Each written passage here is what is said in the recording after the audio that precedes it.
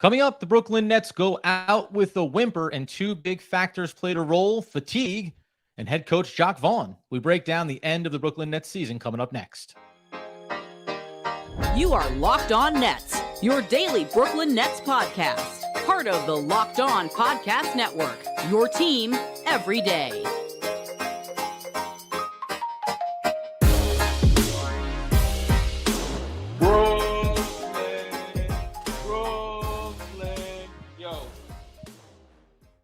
Yes, my friends. It is the Locked On Nets podcast right here on the Locked On Podcast Network.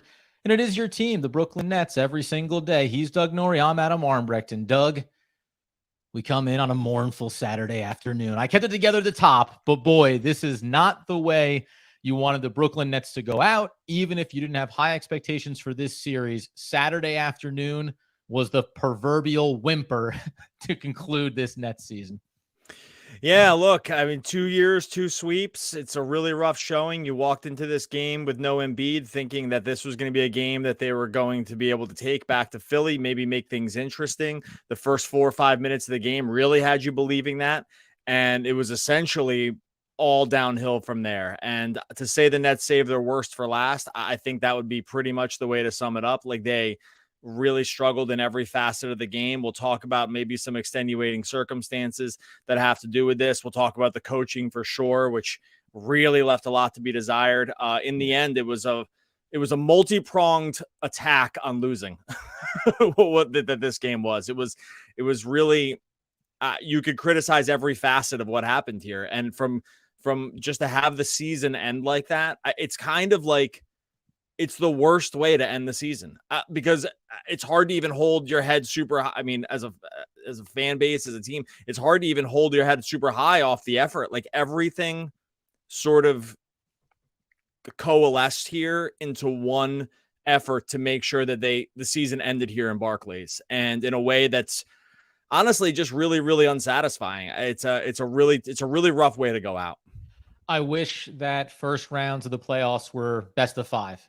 Because if you had gone out on game number 3 with all the physicality and all of the emotion and even the frustration of Joel Embiid and what went on there, I think we would have come out of it just feeling like, hey, listen, we're going toe-to-toe with a team that we know we're outmatched against, right? And we're going to talk about how players have given maximum minutes down the stretch and into these playoffs, and we don't have the depth and all those things.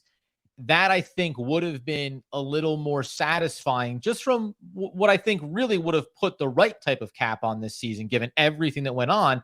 And instead, and we'll get away from this into the post, into the off season and talk more high level. But in this moment, man, just the legs for Mikal Bridges, for Spencer Dinwiddie, for Cam Johnson, a little bit less Cam Johnson, but those top 2 guys who you highlighted when we were watching this together live, they played max minutes during the regular season, and it looked like it finally caught up with them over the last maybe game and a half. Yeah, it's going to be tough to pinpoint exactly like one specific thing that happened here to contribute to the loss. I do think there's lots of things going on here. So I don't by listing this first, I actually don't even necessarily want to put this as like the major contributing factor, mostly because I think we're like in a tie for things that went wrong. But yeah, just starting on a very high level, what you really saw today from these specifically Bridges, and I think you really started seeing it last game too. And it didn't become really sort of crystallized until this game, was they might have just been at the end of the energy level here. If you look at Mikal Bridges came into this game, he led the NBA in minutes over the course. I mean, it kind of wasn't even close. Like, he was 200 more minutes in the regular season than the next closest guy, Anthony Edwards. And Spencer Dinwiddie was 8th overall in minutes. And he's higher now because when you back out some of the Bulls guys that were ahead of him on the list, like, he passed them. He passed those guys in terms of minutes just with the playoff stuff. So these guys were really at the top of overall minutes for the season. And I think what you saw from Mikal specifically this game was just kind of like, this was the end of the line on max effort of what he could put in. We talked about it last game. I think we talked about it. I know you and I talked about it, was that like Bridges took 26 shots and soft pressed Harden and Maxey the entire game. Like, superstar guys don't do that on both ends. That he was essentially the NBA equivalent of a full court press for 40, whatever his 40 plus minutes. And he took the most shots of the game. And I think really what you saw by the end of this one was that their legs just weren't there anymore. And they just kind of didn't have it. And maybe you want to throw in, hey, they're down 3-0 and it's hard to muster. Once you get down, it's hard to muster all the energy back up because you kind of know your season's on the line. I think there's a lot of contributing factors. But in the end, I just think these guys, they asked a ton from these guys over the end of the regular season. They asked a ton from them to begin the playoffs. And at some point, you kind of just tap out on what you're able to give.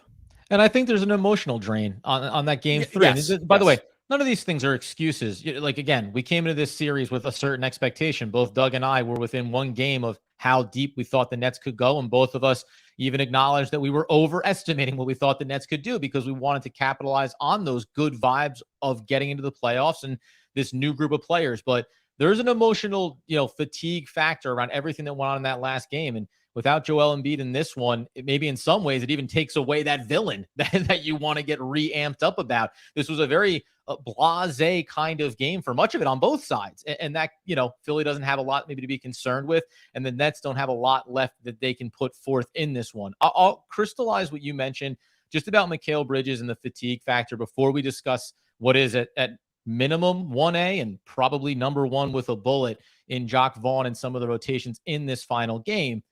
Mikal Bridges played 34 minutes in the game 1 loss and shot 12 of 18 from the field.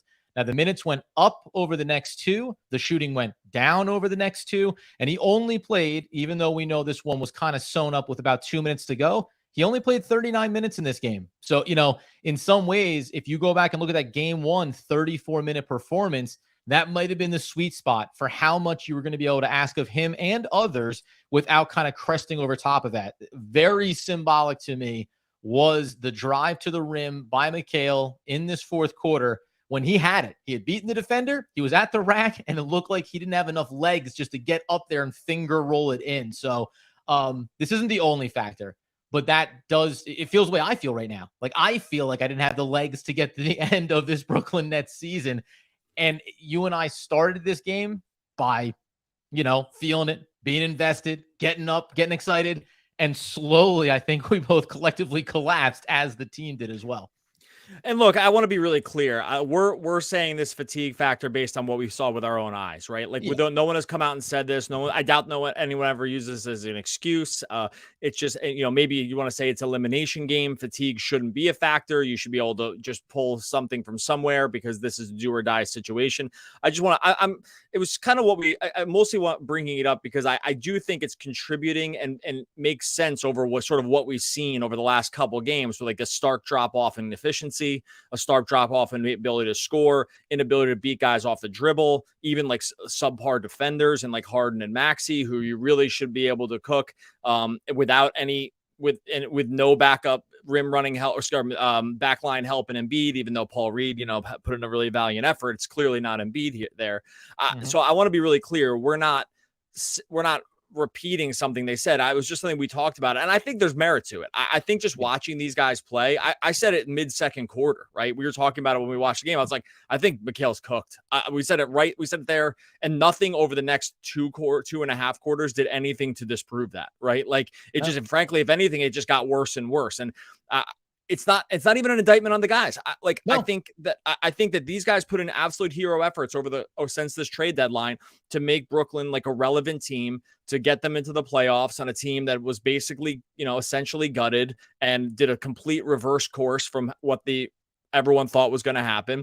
These guys were put into all new roles. Bridges shown. They have a star in Bridges. Like this, the future is brighter than I think we thought it was going to be after the KD trade. I'm just saying at some point, guys like Mikal, guys like Spencer Dinwiddie were asked to take a load that they really haven't had to do in the past at like any time in their career. And I think like a lot of superstars, it's something you build to, right? These are things that you build to over time. You're asked to do a little bit more and a little bit more and a little bit more. And then one day you look up and you're like, holy cow, this guy's doing a lot for the team. I think that for some of these guys, Bridges specifically, he skipped to the front of the line much quicker than anyone thought he was going to, warranted. And at some point, your style of play like needs to be amended to like, hey, it's like there's a reason you see a lot of the and I'll cut this off into this, but like, there's a reason a lot of the superstars, almost all of them, don't play lockdown defense for like a lot of parts of the game, because they know on the offensive end, things are going to be required of them. Some, like Luka, have just come out and said it. They're like, I'm not playing defense. I do everything on offense. I'm paraphrasing. But I think for Mikal, what we'll see over time is more of a evening out of what his role is going to be. And like I said, the reason I brought up the picking up Harden full court, it stands out to in your mind because you just don't see guys like doing that. And it does have a down chain effect on your conditioning later. So I don't know. We'll get into Jacque Vaughn here now, but, or I guess unless you want to follow up that, I know I went long out there, but I do think that like that is like sort of what happened here. No, and it's, you mentioned, it's like, go from being the fourth best player on a team, third, fourth best player on a team, a contributor, and in a matter of 2 weeks and then over 30 games become effectively the face of a franchise. And that's what Mikal Bridges went through here. And just to tie a bow on what you mentioned there as well about, evening out the offense and defense, he can still, because he has the ability, be selective on when he picks up those matchups, when he ratchets it up against a particular assignment. In this series, in this iteration of the team, he had to do what he tried to do.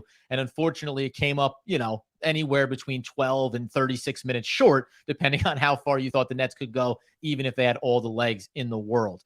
Next here, though, we're going to talk about what is the bigger issue coming out of this game, and a bit of a tragedy for, I think, Doug and I, because we've been willing to explain and not justify, but just look at the X's and O's and the clear availability of what talent you have and give Jacque Vaughn a pass. This is not one of those games, and we dive in on the Brooklyn Nets head coach decision-making next. Okay, so the Brooklyn Nets were going to lose this series. You and I both agreed on that coming in. However, it is worth remembering that the Brooklyn Nets were leading this game by 8 at halftime. They followed it up by a 16-point swing in the third quarter, and it all went downhill from there. And this is even before we get into the choices specifically that Jacque Vaughn had.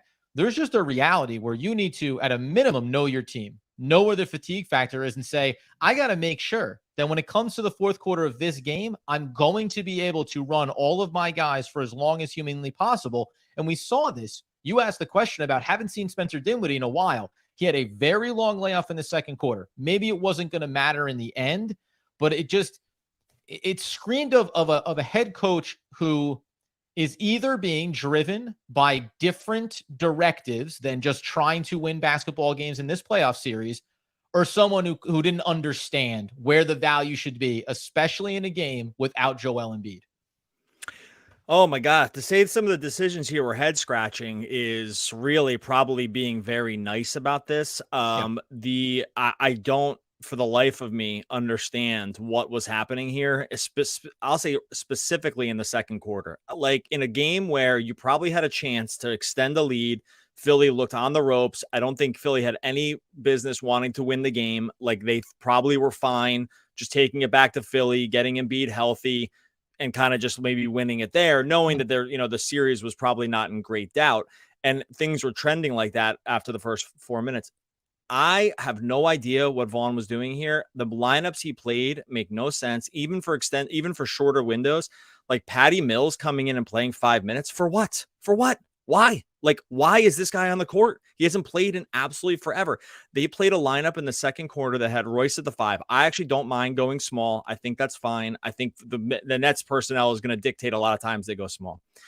But the lineup that they played had Spencer Dinwiddie, Patty Mills, Royce O'Neal, effectively at the 5, Joe Harris, and Mikal Bridges. That, if you took over under on how many minutes that group had played together, and the over under on minutes was 1, you could safely take the under. That team played 0 minutes together during the regular season. And now, all of a sudden, in the second quarter, you decide that this is what you're going to run. Like, for what? Like, make sure Patty Mills played some minutes in case you got swept. There's no other explanation. Like, there's no other explanation for that specific lineup. And I know you want to, just one more second. There's no explanation for that specific lineup except that you feel bad that you haven't played Patty Mills any minutes. Like, there's no other reasoning. The lineups made no sense. They went super small. They went with Harris and Curry again. Those combinations never made sense statistically. What a mess. This is a really, really bad coaching performance. And not to say the whole game is lost in the second quarter, but it was head scratching at the time and it aged really, really poorly. I just, and it's funny, we talked about this at the time coming out of the trade. How deep will the Nets go with their rotations? We talked about the Yuta Watanabes, the Edmund Sumners, the Cam Thomases. Like, we talked about all these dudes. And the back end of the season told us that most of these guys were not going to see the court. So in that sense, you shouldn't be terribly surprised by not going to them here.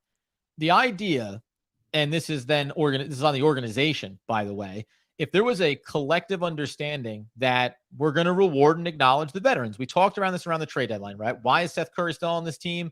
Why is Joe Harris getting minutes? Even Royce O'Neal in his role, you can like what he did and still say you could be playing somebody else, whatever the case may be. They decided we have veteran players on this team, and those are the guys that are going to play. You mentioned Patty Mills. The only reason that he plays is because you appreciate what he did once upon a time for this team since he's been here, and you want to acknowledge him in the playoffs. That is not only incredibly frustrating from a pure fan standpoint, it's also damaging to whatever you think Jacque Vaughn is or is not. Because I'm not going to, again, we've done this before with head coaches for Brooklyn. I'm not going to tell you Jacque Vaughn's the best coach. A lot of guys out there, fans are really calling that you should fire Jacque Vaughn for. But if you have an organizational mandate that you're not going to bother putting in Cam Thomas for those Patty Mills minutes, that you're not going to go to Yuta Watanabe in a matchup without Joel Embiid, that his length actually could have been an impact here. And I'll even go a step further. It's not because he's amazing in certain instances.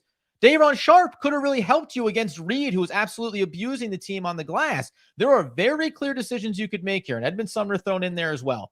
None of them were made, and the only contrast that I can make is age. Like, that's all that I can do. Age and track record with the team. And that's why you saw the guys that you did, and it's why you didn't see the players that you didn't. And it wouldn't have made a difference in the series overall, but it would have changed how I felt about Jacque Vaughn coming out of this game and how I felt about some of these players, because most of those guys that were in there tonight aren't going to be here next year. And that's a frustration. Once you know the series is effectively lost, you still chose to go this route of symbolic gestures. That one, it bothers me. It's rare that we'll spend time talking about a player that played for 5 minutes in a game, because I think that, like, usually it's whatever. The guy plays 5 minutes. It doesn't really matter in the grand scheme of things. I think the reason we're talking about it now is because of what it symbolizes, like what you just said. It symbolically represents just completely flawed decision-making on the part of the head coach. Is it 5 minutes? Yeah. Did they lose the game in the 5 minutes? Not really. Right. But but what it symbolizes is like a clear, weird disconnect about like what is on the roster and what you have. And overall, like what you're doing. Patty Mills had played one game in the last month, one game. Like, he had played 35 total minutes. It was that end of the season against Philly in the throwaway nothing game. He played once in a month. Once. How you would think, other than what you just said or what we just talked about, that it's anything other than like a veteran, attaboy, for being on the team, that you would think that this would be like a good X's and O's basketball move to make when you have Cam Thomas, Yuta Watanabe, Edmund Sumner, guys, like, whatever, see what you have in these other guys. Like, I don't know, do anything else. I'll never understand it. It's the weirdest thing. And I think it's a real indictment. It's a real indictment on like what happened here in this game. I hate to take 5 minutes and make it like this grand sweeping, thesis around Jacque Vaughn as a coach, but my God, the lineups made no sense at the time. They aged super poorly, and I'll never understand it. I'll even make mention of this name, because I think it does go to Day'Ron Sharpe, and it does go, why bring DDJ to the playoffs as a symbolic, like, attaboy for your efforts and energy, and then get down to a game like this and not say, we're going to play you. That's your reward, because you're a young developing player that maybe does have some future or doesn't. Like, it just, everything compounds and it makes it more frustrating here. I'm going to highlight a couple of stats here, specifically around one Joe Harris, that drills this point home a little bit harder. And we'll just continue what is unfortunately effectively the exit interview for the Brooklyn Nets season as they go down at home at the Barclays Center, getting swept for the second straight season, this time at the hands of the Philadelphia 76ers. Okay, so the other thing that is unfortunate here, and you and I carried water for Joe Harris for a long time, and it's been a while since we were pro Joe Harris can still be something of a contributor for this team. Not only do you have his numbers, we talked about this in the overall postseason and how starkly they contrast with his regular season games, This is a guy that finished this series 1 for 12 from beyond the arc. He played 13 minutes in this game, going 1 of 5 from the field.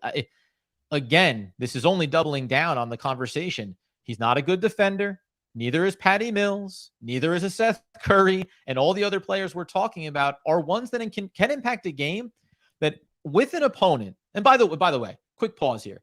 The entire agenda that I think we're both driving towards here is what could have been just the symbolic win in the postseason for a group of players that probably earned that, right? Like they earned a win with everything down the stretch of the season, all the turnover, maybe the fan base more than anything deserved a win here. So to go with all those veteran players and leave guys specifically in a game against Philadelphia where they play an incredibly slow pace, guess what? Having some more lockdown defenders or guys that are capable defensively could have made the difference here too, because there were plenty of sequences where certain guys were just getting run past, the fatigue, the legs that we talked about earlier in the show. All those things just conspire to have this be arguably the worst possible conclusion to a series you knew going into you were going to lose. Yeah, it's tough. Look, these guys, Harris and Mills played 18 total minutes. And so again, I'm just going to back up what we said about the Mills 100%. Thing is like weird to just kind of harp on these guys that didn't play minutes. Again, I think it's more symbolic of sort of the end of the season here and sort of some of the Nets. I think these things are, like Nets would go ahead and then I can say them. No, because this is what I was crystallizing too. The other thing that's frustrating about this is it goes in direct contrast to what seemed to be the mission statement following the trade. We are a team that is going to compete. We're going to make the playoffs. That is our goal here. We want to be competitive and win basketball games. That's the most frustrating part about not just this game, the series overall, and the names that we're mentioning not seeing the court and the ones that did, is because that is a rewarding veteran players. And you can choose to do that. But it directly goes in opposition of what you said you wanted to be, a competitive team that wanted to try to win games, because those particular players were not going to help you accomplish that in this series. And then specifically, again, in a game without Joel Embiid in it, you had a myriad of choices in order to positively impact the game. And Jacque Vaughn seemingly chose every wrong option out of those possibilities. Yeah, so all I was going to say there was that like it crystallizes Nets fans' worst fears around some of the problems that this team has, right? It's like it can't get out of its own way with veteran players in times where it doesn't seem to make sense to play them. Maybe not getting out of your own way with some of the schematic pieces of like what it might take to beat a team, especially when you need to pivot in terms of your overall approach because Embiid's not there and now you have to go attack the game a little differently. Not being able to break a 2-3 zone. Like for some reason as an NBA team, like they, struggled with the zone. So I guess we're bringing up these smaller things and Harris is part of this too, to maybe a lot of a degree, is that like, it confirms the worst fears that you have around this team about like being married to certain approaches, being married to certain players that really maybe haven't shown that it's really deserving at this point to be playing. Harris's numbers over the playoffs, over his two last playoff series are just as bad as it gets. He's like 24% from three or something like that on like a lot of attempts. And so I totally agree with you. And like he just starts to represent this face of like, I don't hate to say failure because it's really rough, but this face of mistakes that the team consistently seems to make around just choosing the wrong spots and the wrong guys. And by the way, I'm specifically not bringing up, we talked about Bridges and Dinwiddie and we didn't even mention like Claxton had, I thought, a really good game here. And like, I want to be clear about like maybe not attaching like those guys' performance to the loss, because I think that these guys kind of gave you everything and more. Yes. Right. Like I think that like those guys gave everything and more over the last half of this season, outperformed in some way their overall aggregate skill level. I think this team, they were below 500 team since the trade. Like they were boosted in the win department because of, gains that KD and company made before the trade deadline and then sort of landed in this spot in the playoffs. But just to have this go out with like players that Nets folks have long grown tired of and performances and like maybe coaching decisions that fans have long grown tired of, it's in some ways like so fitting that it ended like this, because this it confirms your worst fears about the future, I think, in some ways. And it's funny because we'll get into some of that stuff and the issues around reforming this team around the guys you do like in the offseason. So obviously you're going to want to be part of that. We're going to say at the end here, but just shout out to everybody that's in here because commiserating after getting swept in the playoffs is never a great thing. So we appreciate everyone over on YouTube where you got to be subscribed if you want to see us when we're going live. The other thing is, and I'm going to try to sweep myself back up onto some level of a positive note because everything leading up to this particular game, we talked about game 3. I came out of those first 3 games saying the wins and losses didn't matter in this series, but certain performances did. And you highlighted the guys we're not specifically talking about. Claxton, Bridges, Cam Johnson in a major way. There are guys that checked every box that you could have wanted them to in a playoff series like this. So are there going to be a lot of concerns as we go into the offseason coming off of this type of loss to get swept? Yes. Do I hope that even if I think it was misguided, this final game at home at Barclays Center was about one final tip of the cap to several guys that have been key figures in this franchise in recent years and are not going to be going forward? So be it. Because there is that kind of sense of it. One chapter now is officially closed because the tail end of this season was still in the aftermath of Kevin Durant and Kyrie Irving. And we were still going to look over what the Suns did and what the Mavericks did and what could have been. This loss today officially marks the end of this season for the Brooklyn Nets. And it means that all of our attention can now turn to how they continue to build going forward. That is about as hard as I can lift to try to get to a silver lining coming out of this game. Yeah. It's a bump. Like I said, it's a deflating way to end the season. It's a deflating way to spend the Saturday afternoon. You would hope more. Whereas, there's these last these last 2 games were just so winnable that there's a very clear world where this series is 2-2. Like you don't have to really squint to see a series that is 2-2. They could have easily won last game. They're up 5 with under 3 minutes to go. It's not an insurmountable lead, but they were winning in crunch time. Like they were winning when it got to crunch time. They gave it away. And this game, the Sixers came in without their best player and they jumped out to a very early lead. And there's just worlds where this could have just gone completely different. So I think for the disappointment level, I think the Nets in the end are the team that they are. Like I predicted I think I said 5, but I quietly said it's actually probably a sweep. Like that's what I said before. I was like, I want to say 4, but I feel bad, so I want to give the Nets a game. So like I'm not surprised by the overall final outcome here, but just the way it happened, where you could see 2 wins out of this going back to Philly and really making them sweat. I think that's probably the most disappointing part. And I'm actually going to use that as the positive of this is that you were a completely outmatched team in this series. You have clear holes in the construction of your roster, and you know that you're going to need to make changes going forward. And you were within 2 possessions of winning game 3 at home in front of your home crowd against the Philadelphia 76ers, where however it ended, you had frustrated Joel Embiid. You had him looking a bit of a fool, flopping all over the place. Nicholas Claxton was answering that bell. Like you were there to maybe be able to win that game. So you don't have to squint too hard and say, with a little tweak here and a little player there, all of a sudden this is a series next season when you go, yeah, we did get one of the first 3 off you. We are going to make you sweat. We are going to be able to push some of the better teams in the Eastern Conference over the course of a 7-game series. I know that that's a ways away, but I am going to ultimately find myself being overall positive with the team and the players, if not taking a big step back on how I feel about Jacque Vaughn in this moment.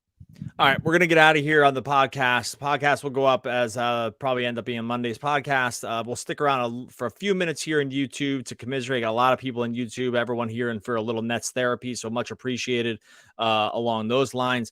Make sure you're subscribed to YouTube. If you're just kicking over on the podcast, make sure you go over to Locked On Nets YouTube. You can just get more content over there. There's more stuff going up on YouTube than there is on the regular podcast, just because that's how we roll on YouTube. So make sure you subscribe to Locked On Nets over YouTube.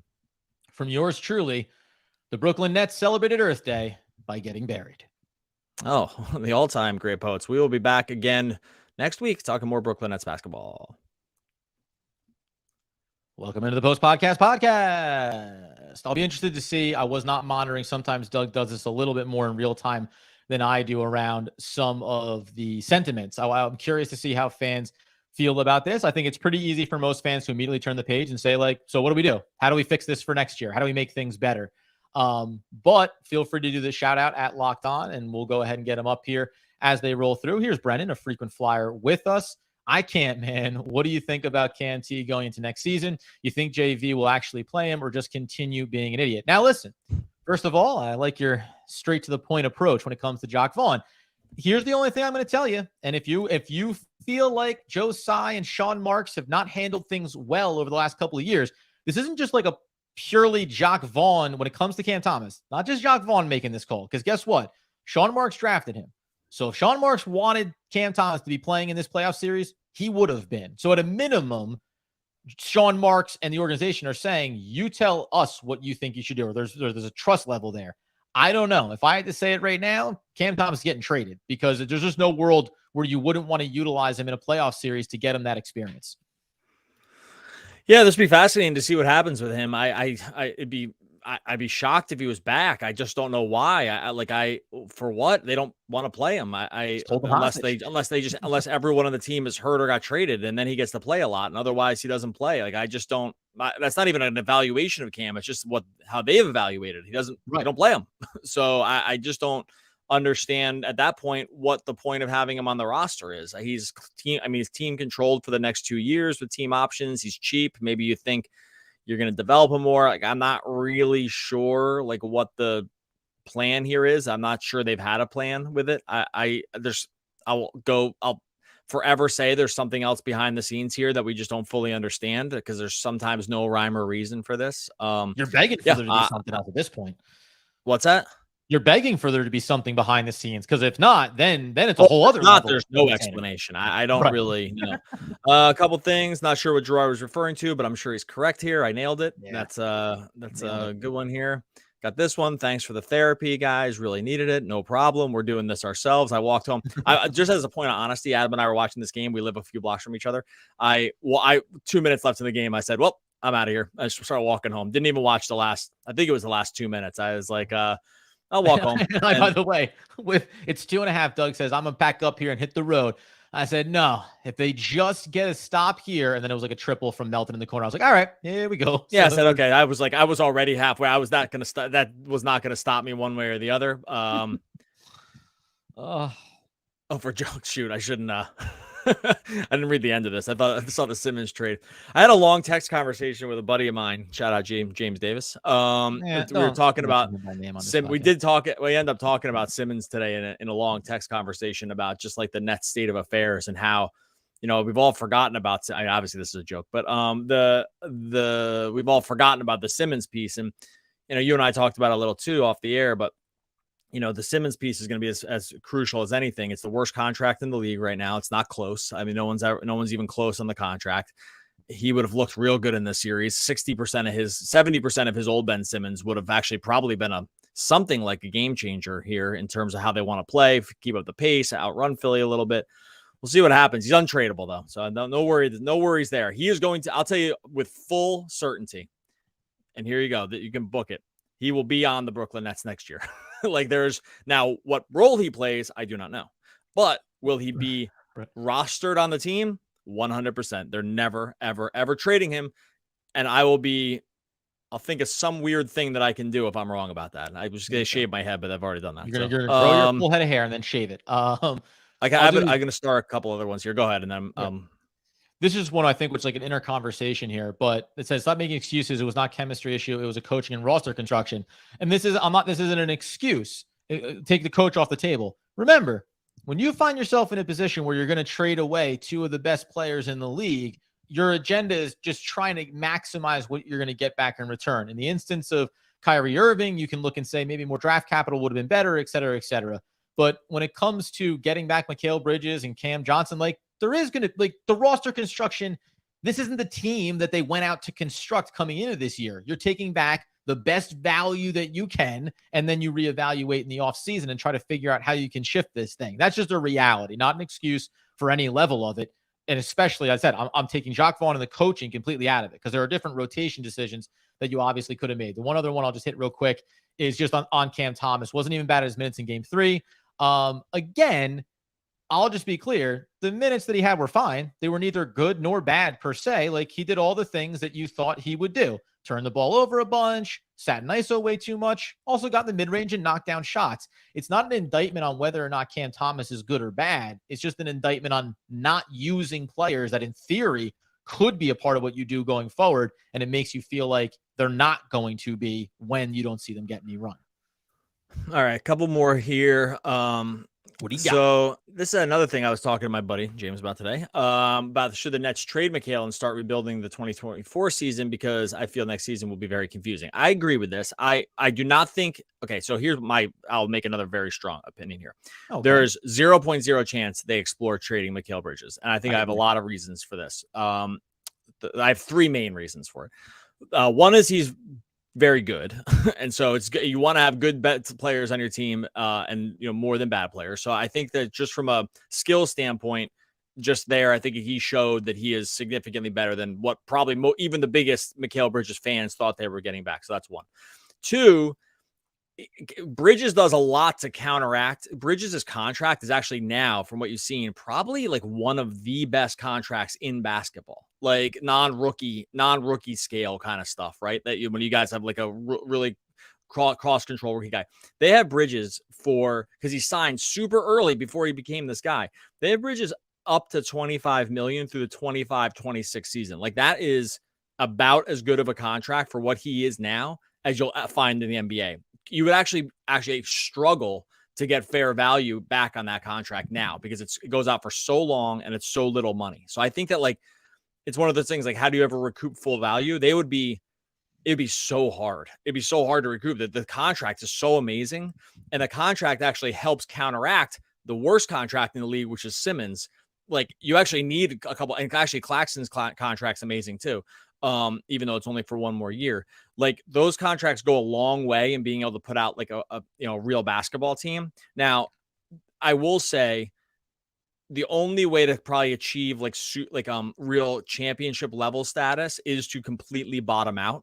And that is the trade Mikal Bridges and lose every game. Like, because that's what you'd be signing up for. It's like, hey, we trade Mikal Bridges for like a lot of picks, and we just sign up for 3 seasons of like pain, right? Like, real bad Pistons, Rockets. Yeah. Like, it's going to be brutal. But the problem with that is that won't even pay off because they don't have their draft picks. So it's not even like that pain will ever, you'd be relying on the pain of other teams being bad. They don't have their picks. So even bottoming out and trying to get into the lottery, those picks go to Houston. So it's like, it doesn't make any sense. So those are my 3 cases for why Mikal will never get traded.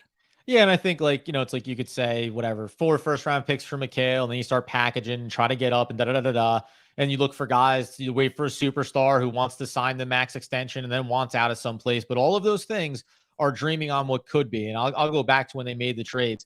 The expectation, or I think the goal for the Brooklyn Nets over the next 2 or 3 seasons, is to be competitive, to be a playoff team, to not be a team that bottoms out. And I know that everyone can say that's what they should have done, and I get it. But there's no guarantee. Go look at every team that bottomed out and dumpstered for the lottery. Even if they've eventually, quote, turned it around, them, quote, turning it around is being a play-in team. Like, after getting all the young talent, now you're still waiting for it to develop and then see where it goes from there. So even when one other thing with that, also remember, those teams all controlled their own draft capital. Like, the Nets don't. Right. Like, it's not even, you can't even.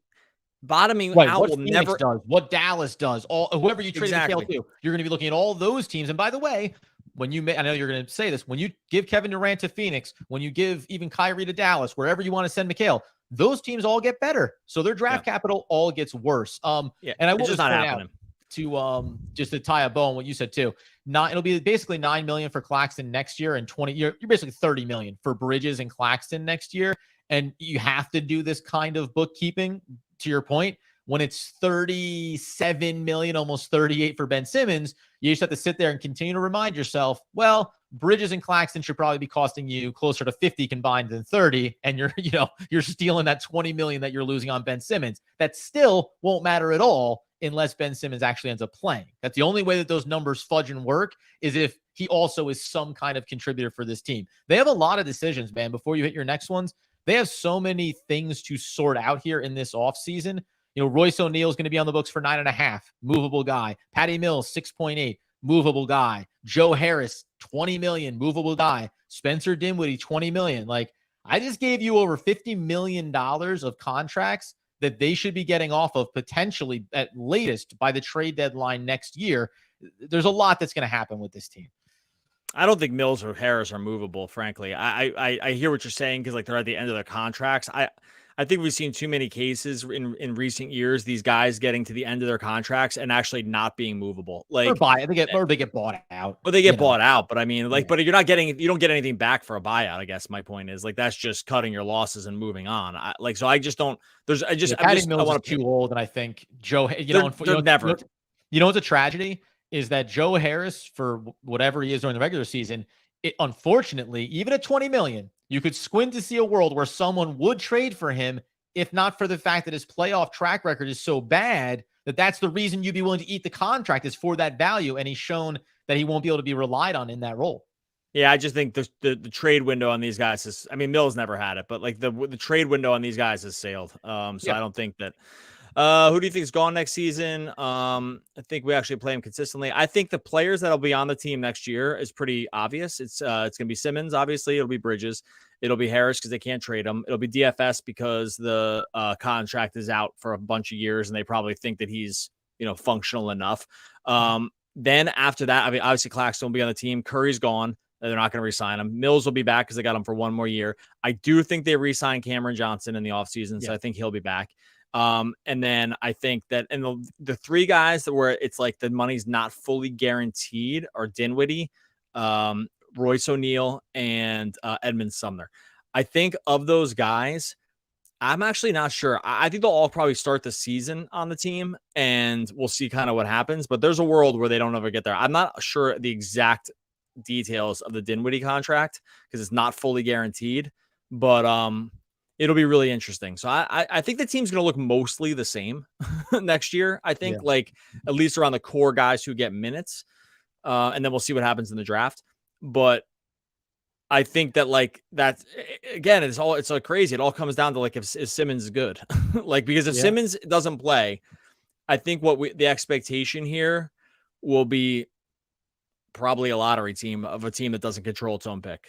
Like, I think that like I think they're gonna float dangerously close to that. I think so. Good. No, and it's funny too, just because like on a guy like Royce O'Neal, by the way, like your best case scenario probably with Royce, and just a matter of where this team is that he has the same kind of role that he had here, minus being asked to do way too much in certain areas, but that he's your sixth man off the bench. He's a veteran, 30-year-old guy, and he showcases over the first half of the season leading to the deadline, like, hey, I'm a real value to a championship caliber team, and no one's going to have to squint too hard to see that value, having watched him play in a starting lineup with Kevin Durant and Kyrie Irving the year prior, right? So, like, he does feel like a guy that I think maybe right now is going to have the most at the deadline value. Spencer Dinwiddie's not hard to see that either. And I wanted to get it here. You can go to the next one. There is the 2023. Who's 2024? I want to find out. I think it's about half of that contract as far as guaranteed. It's like 10 million, and then 10 million they can get off the books non-guaranteed. I'll just throw a couple more up here. What do you think happens with Cameron Johnson? I think they re-sign him. I think that these guys. Yeah. Oh, this is what I didn't say I didn't say this with Mikal. Was like the third and a half reason. Whenever you trade Kevin Durant, and a player like Kevin Durant, it's pretty important to have like a face of something come back and not just draft picks, right? And like the fact that Mikal is like the face of the franchise now, basically, that more than anything else. Like the fact that he went out for Durant and they got a real guy back, I think is actually pretty important for equity wise. I think Cameron Johnson's like 1.5 of that, right? It's like, or 50% of that. He's another guy that got brought back. I think he played well enough. I think there's probably some expansion of his game, which is maybe going to come here. So I think he gets re-signed. There's something too. Go ahead. I was making a note about this that we'll talk about in the offseason, whatever. When it came to Spencer Dinwiddie, some of his contract stuff, there were things around like 50 regular season games played. There was incentives around 50% of playoff games played, second round /conference finals /finals bonuses that were inside of that as well. So like there were a lot of stipulations in his contract, some of which actually got triggered even before he got over to Brooklyn, and then certainly down this back half of this season. So it'll just be, just notes around that and things that we'll get into a lot more in the offseason. This is something that's come up a lot recently about this Dame Lillard thing, because he was in the building in Barclays in Game 3. That doesn't mean anything Yeah, to but he me. hugged the 76ers, so that's a bad sign. It just doesn't mean anything. Like, these guys come watch. They're friends with everybody in the league. Like, they can come watch. Dame's a super beloved player in the NBA. There is rumors that he's going to get traded, that the Blazers could move on this season. They're probably a few years late on this. I'd be really interested to see what the packages are for him. I am sure we'll do full episodes about this, especially if like something else comes up with it. But my gut tells me not to do this. But I could be, I don't even know if I can be swayed, honestly. The guys, Dame's going to be worth $63 million, a $63 million player option in 26-27. Like, totally sweet. Like that, even with a cap spike, and hoping that a small guard ages gracefully, which is pretty tough. Like, I just don't see why you would ship a team where the Nets are right now, why you would ship anything out to bring this guy in. And I think Dame's great, believe me, but yeah, I just don't see it. Well, my thing, so my thing would be a couple fold on this, would just be that one, listen, you want to tell me that it's one where you're dumping the Ben Simmons money, like, whatever. But again, whenever you do something like this, you think about, well, if Ben Simmons can play, what would it mean? Right. Some people have said about like a package. He's not here. Jonathan saying about like, oh, like trade Mikal for Dame. That's never a possibility you should be exploring. And then the other side of it is, from a Dame Lillard perspective, if you are finally at the place where you're like, listen, we tried, we did everything we could, didn't work out. Coming to the Brooklyn Nets, even with Mikal and Cam Johnson and Nick Claxton, that's not an automatic we're in an Eastern Conference Finals, right? Like that, you're there with a great group of guys. The Nets are still going to have to do a lot of work to be a team that would be considered among the title odds or Eastern Conference Finals or finals odds among Boston and Milwaukee and the 76ers, other teams, the Knicks, whatever, the other pack of teams that are on the rise, the Cavs. Like, if Dame's going somewhere, you'd like to think it's going to end up being someplace where he thinks he's high level competitive for a championship. So there's a lot of things that like go against it. Yeah, like the Sixers, like getting traded to the Sixers, who he might have been over there watching too. You know what I mean? Like, right. You don't have to squint too hard and say, if I was Dame Lillard on the 76ers with Joel Embiid and Maxey and whatever, all of a sudden we are at the top of the Eastern Conference. So I think that's more, as much as anything, that's the biggest factor, is that the Nets are not going to be the most attractive opportunity for him to be high level competitive. And that's the only reason that he would leave Portland rather than just say, hey, I'm going to finish my career out in Portland and so be it. I wonder too where the Nets are on just like being super gun shy about stuff like this going forward. I think that this has gone wrong for them in every possible way with the last 3 guys they brought in, that like of the superstar caliber guys. And I just wonder if that's just not where they want to go at this point. Shout out to Hayes. This is the talk. Good. No, that's it. Just Dame going again. You just keep rotating guys to pair with Joel Embiid and see which one unlocks that fully for everything they want to accomplish there in Philly. Injuries are a big factor, and then already hearing that Harden might go back to Houston in the offseason. Yeah, look, I mean, it's going to be a lot of questions in the offseason. I think the Nets in some ways have a lot of things they can do. I think in a lot of ways they're really limited. I think that this is why I think that this is going to look very similar to what we see this year. I think they can make some moves around the margins, but it's just going to kind of depend on where they are now, like with what they have now. And I think we'll close out of here, but a really good reminder here, just for what we're going to be doing in the offseason. For the first time, maybe since we've been on the network, this offseason in the draft is going to be more interesting and critical for the Brooklyn Nets. When you already have the superstars, you're trying to trade capital, and find ways to add veteran talent. So we're going to do a lot more looking at prospects when we get into the offseason and ahead of the draft later this summer. And we'll debate that. I think, who are the prospects, who are guys that can come out, who could the Nets draft, and how would that potentially move the needle here? Because I agree with you on the sense of like the margin moves around the roster is going to be hard. You got all this money tied up into all these guys. That's going to be a lot more difficult. But if the Nets execute successfully through the draft, there is some chance where you can have me look at this construction and go, you added point guard X. Hey, that's at least going to, unlock this much more for Mikal Bridges, for Cam Johnson, and for other players, including Spencer Dinwiddie, if you don't have to stick him into that kind of role. What confused you out there? Oh, baby. Yeah, we got a lot. We're going to do a ton on the draft this offseason. We'll do a ton of just like different scenarios for the Nets. So we got a lot coming. Obviously, we're going to be going 5 days a week still starting this week, right? We're still rolling Nets coverage 5 days a week. So no worries there just because they lost. You're going to see other podcasts kind of just stop going, or other Nets stuff kind of stop going. Not here, baby. 5 days a week, all the way through the playoffs, all the way through the draft. That's just how we roll. So no worries there. Okay. I really appreciate, I know we got a lot of people on YouTube, so I always hate walking away from this. Definitely Ross chamber some of these questions. I do see a lot of questions out there. A lot of them are kind of bigger picture stuff that we are definitely just going to cover as the offseason unfolds. So I know people have stuff to do, but Saturday afternoon, man, we've been rolling here for an hour, probably going to go cry into our drinks of choice, and that's just going to be what we do. But I don't know if you want to close it out, but I appreciate everyone that's been here for the course of the season. It's been a lot of fun. Yeah, we're not stopping anytime soon, but Doug just mentioned it there. The regular season, or the season for the Nets, is over.